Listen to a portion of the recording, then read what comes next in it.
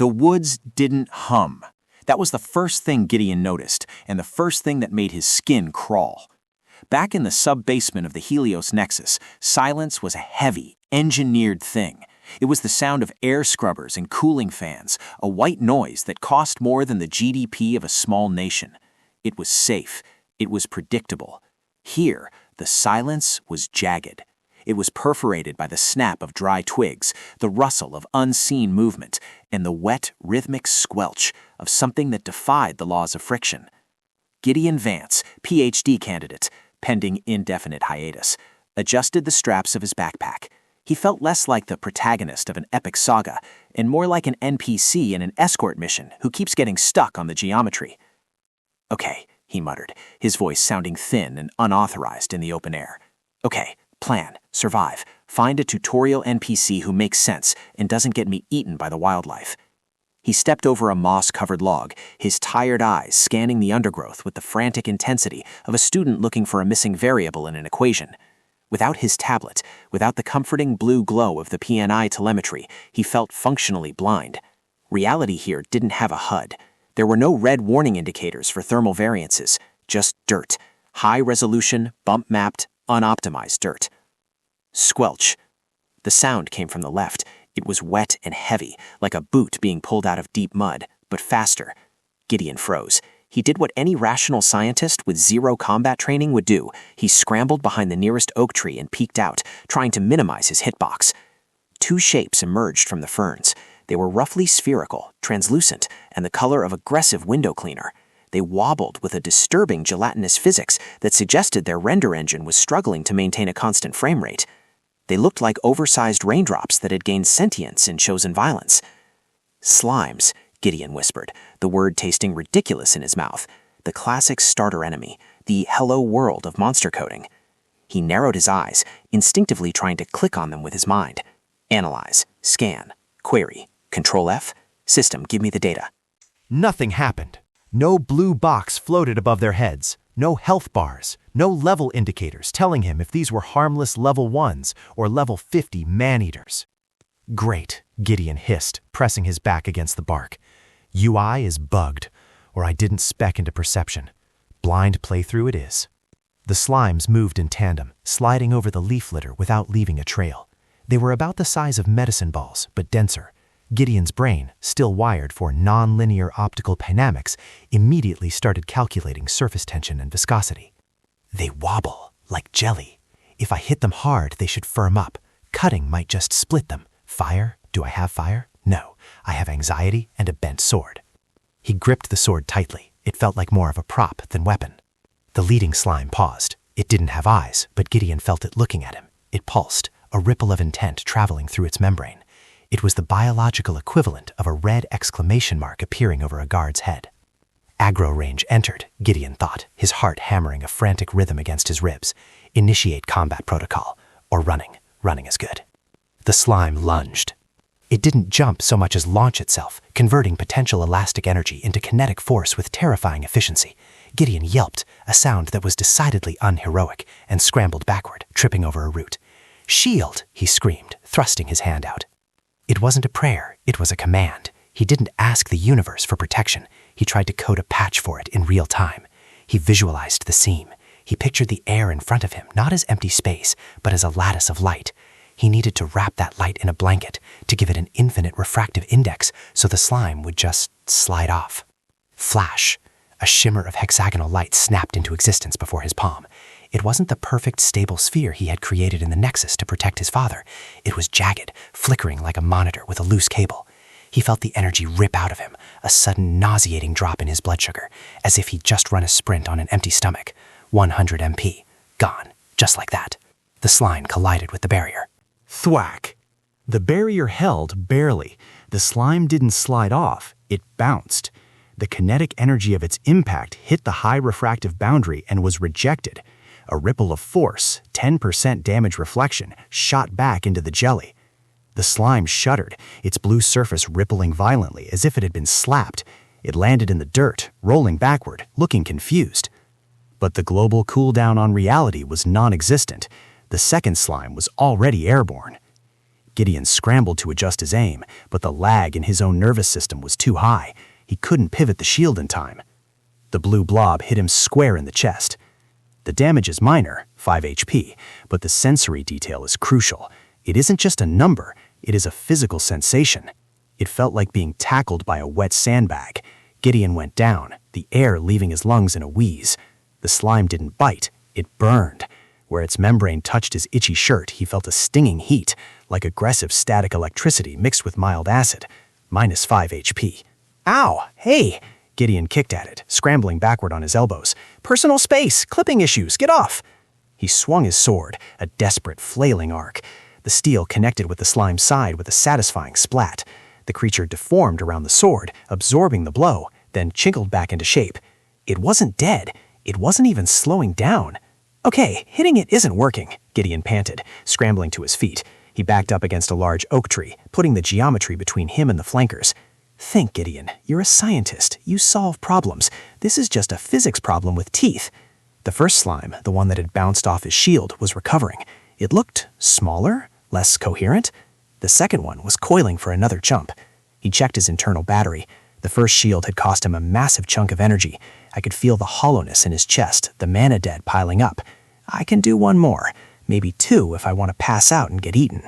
Come on, you wobbling phlegmwads! Gideon taunted, his voice shaking but finding a rhythm in the absurdity of it all. Let's see how you handle a wall of hard light. Both slimes jumped at once.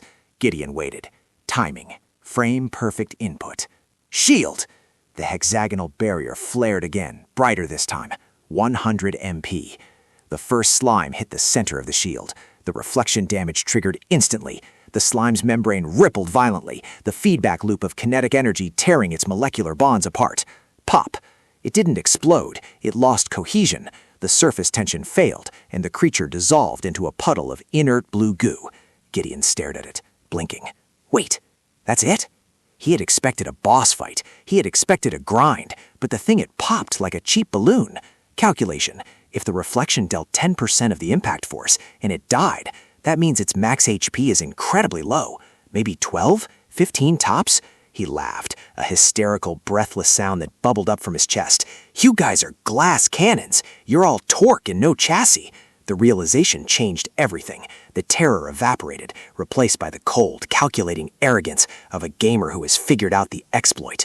The second slime, having hit the edge of the shield and slid off, was reorienting itself. Gideon dropped the shield, canceling the mana drain. He didn't need magic for this. He needed leverage. He stepped forward, raising his boot. The slime looked up, metaphorically, sensing the shift in the power dynamic. This is for the shirt, Gideon said. He stomped. Splat. The second slime burst under his heel, leaving a stain of blue residue and a small, shiny crystal. Gideon slumped against the tree, sliding down until he hit the dirt. His chest heaved. He checked his own status mentally. 2 bruises forming on his ribs, a mild chemical burn on his arm, and a mana pool that was nearly empty. 200 MP for 2 slimes? He muttered, rubbing his face. That efficiency rating is abysmal. AETHER would have a stroke. Inefficient release of binding energy? My ass. He crawled over to the puddle of the first slime. Floating in the goo was a small, glowing notification box. It was fading, but he could just make out the text. XP gained. Blue slime, Gideon read aloud. Creative naming convention, really pushing the literary boundaries their system. What's next? Green tree? He picked up the small crystal dropped by the second one. It felt cool to the touch. Loot. A drop. Probably a crafting material he had no inventory space for. Suddenly, a chime rang out. Not from the woods, but inside his skull. It was a familiar digital sound, like a microwave finishing its cycle, but louder. Level up. Gideon grinned tiredly. Finally. Gimme the stats. I need to spec into something that isn't panic. A blue window expanded in his vision, filling his field of view. It was crisp, high definition, contrasting sharply with the organic mess of the forest. The soothing blue light then turned a harsh, warning red. The window jittered, mimicking a system crash. Error. Maximum stat points per level exceeds user's maximum limit at this level. Restricted. attempting to balance. Gideon stared at the floating text. Excuse me? Restricted? You're nerfing me? I just got here. I haven't even exploited the economy yet. He waved his hand through the hologram, but the words stayed, mocking him with their red font. I'm being patch-balanced in real time, he groaned, letting his head thunk back against the tree bark. Unbelievable. I'm not a hero. I'm a balancing issue. The screen turned back to a light blue. Level up. 10 free stat points earned. Gideon stared at the little glowing menu like it was a vending machine that only accepted existential dread and sarcasm. 10 free stat points hovered above his name, neat and clinical. Looking more closely at the status, he noticed some correlations. 1 point in Constitution gives you 10 health points, same with Intelligence to MP, and Endurance to Stamina. He replayed the slime fight in his head. 2 gelatinous blobs, more sticky than threatening, had bounced off his armor and left him with a bruise and a bruised ego. They hadn't done much damage. The bent sword he'd been handed was more of a conversation piece than a weapon. His shield spell, however, had burned through his mana like a college student through instant ramen. Decision made. 5 points into Intelligence. He watched the MP bar tick up. 400 MP now. Enough to cast the shield 4 times before collapsing into a puddle of exhausted heroism. He muttered, 4 shields, 1 awkwardly bent sword. That's a start, and felt like a man who just bought a slightly better insurance policy for his life. The other 5 points went into stamina, because swinging that bent sword might be more cardio than combat. He didn't know how many times he'd have to heave it, and he preferred not to find out the hard way. Endurance and stamina were cousins. He liked cousins who could carry him through a long, boring grind. I'll save any more free stat points I get until level 5, and then I'll reassess and look more closely at the other stats. I mean, level 2 came so fast, it shouldn't take that long. Gideon's optimism about a quick level up evaporated faster than his MP after a shield. The game's next milestones were mercilessly simple and exponentially boring. 4 slimes, then 8, then 16. He did the math in his head while swinging, because old habits die hard, and because math is the only thing that still made sense. He'd already killed 2 slimes in the tutorial skirmish, so the sequence added up to the promised total, 30 slimes to reach level 5. Gideon counted them like a sleep-deprived accountant. 2, already dead, plus 4, plus 8, plus 16 equals 30. He tried to make the arithmetic sound heroic, and failed. The fights were repetitive in the way of chores and sitcom reruns. Slime 1, wobble, hit, squelch. Slime 2, wobble, hit, squelch. Repeat. He only used his shield a few times, just to practice using it.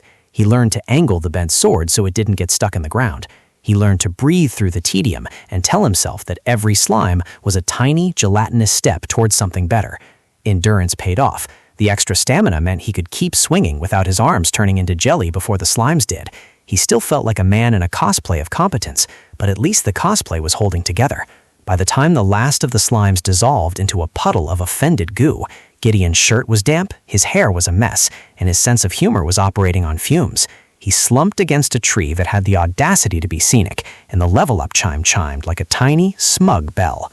Level 5 unlocked. 30 new stat points blinked at him like a promise and a threat.